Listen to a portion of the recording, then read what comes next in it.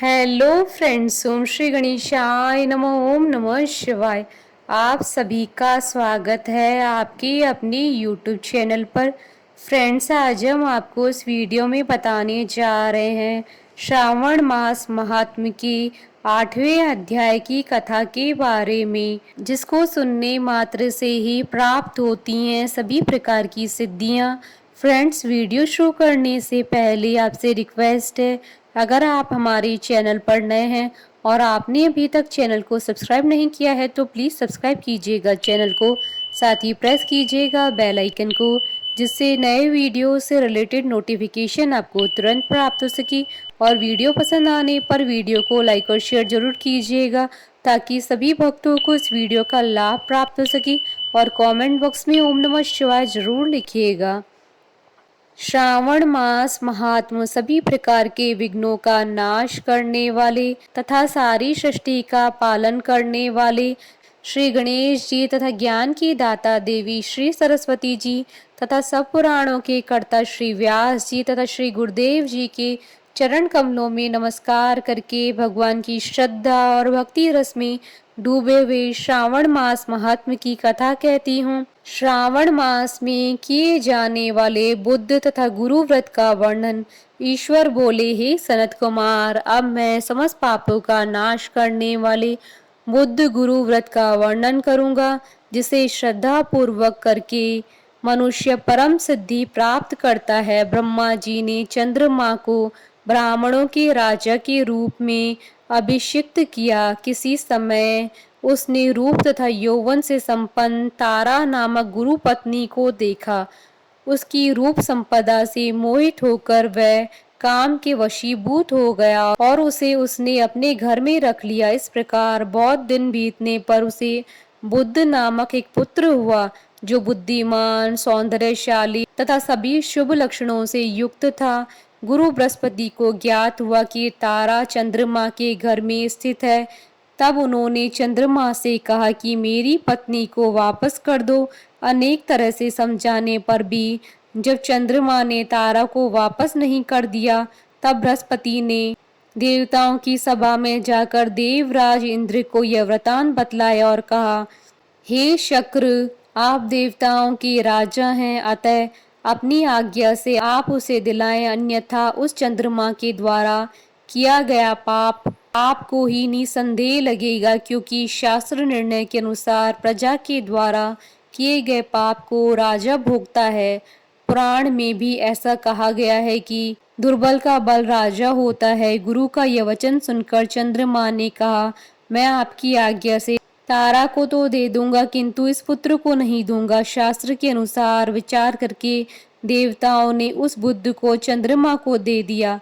इसके बाद गुरु को उदास देखकर देवताओं ने उन दोनों को वर प्रदान किया कि हे चंद्र, अब तुम घर जाओ, यह तुम्हारा भी पुत्र है और बृहस्पति का भी है। यह तुम्हारा पुत्र ग्रहों में प्रतिष्ठित होगा। हे सुराचार्य, आप यह दूसरा भी शुभ वर ग्रहण कीजिए कि जो बुद्धिमान व्यक्ति आप दोनों बुद्ध गुरु का व्रत मिलाकर करेगा, उसकी संपूर्ण सिद्धि होगी। यह सत्य है, इसमें संदेह नहीं है। शंकर जी के लिए अत्यंत प्रिय इस श्रावण मास के आने पर जो लोग बुधवार तथा बृहस्पतिवार को पूजन व्रत करेंगे, उन्हें सिद्धि प्राप्त होगी। इस व्रत में दही तथा भात का नैवेद्य व्रत सिद्धि में मूल हेतु है।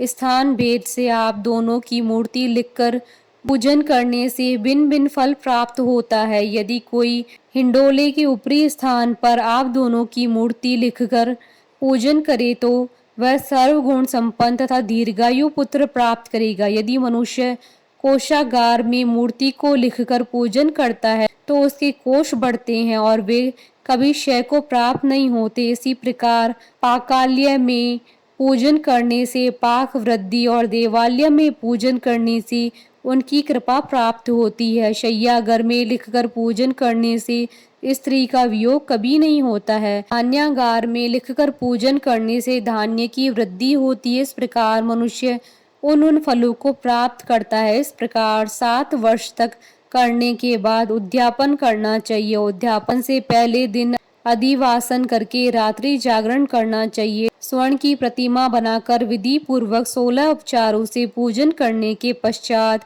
तिल, घृत, चारु और अपामार्ग तथा अश्वत्थ से युक्त संविदाओं से होम करना चाहिए।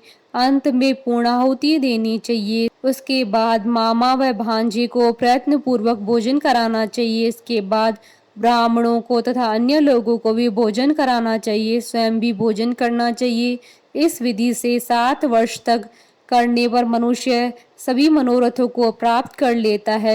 जो इसे विद्या की कामना से करता है वह वेद व शास्त्र की अर्थों को जानने वाला होता है। बुद्ध बुद्धि प्रदान करते हैं, गुरु बृहस्पति गुरुता प्रदान करते हैं। सनत कुमार बोले, हे भगवान, आपने जो यह कहा है कि इस अवसर पर मामा तथा भांजे को भोजन कराना चाहिए, यदि बताने योग्य हो तो इसका कारण बताएं।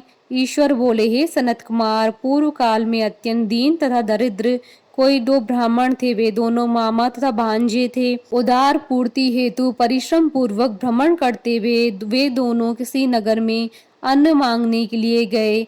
उन्होंने घर घर में श्रावण मास में प्रत्येक वार को उस वार का व्रत होते हुए देखा, किंतु कहीं भी बुद्ध गुरु का व्रत नहीं देखा। तब उन्होंने बहुत देर तक परस्पर विचार किया कि सभी वारों का व्रत तो सर्वत्र दिखाई पड़ रहा है, किंतु बुद्ध गुरु का कहीं नहीं आता है। क्योंकि यह व्रत अनिवार्य है, इसलिए हम दोनों को चाहिए कि इस शुभ व्रत का अनुष्ठान आदर पूर्वक करे। किंतु हे सनत कुमार, इसकी विधि न जानने के कारण वे दोनों संशय में पड़ गए। तब रात्रि में उन्हें स्वप्न में इस व्रत की विधि दृष्टिगोचर हो गई। इसके बाद उन्होंने उसकी विधि के अनुसार व्रत को किया, जिससे उन्होंने अपार संपदा प्राप्त की।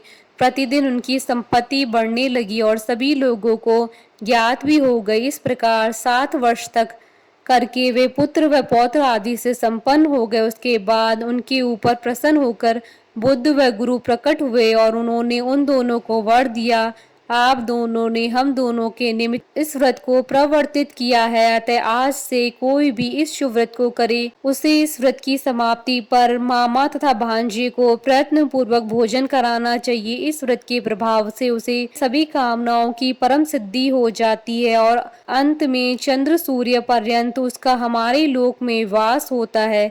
इस प्रकार श्री स्कंद पुराण के अंतर्गत ईश्वर सनत कुमार संवाद में श्रावण मास महात्म्य बुद्ध गुरु व्रत कथन नामक 8वां अध्याय पूर्ण हुआ।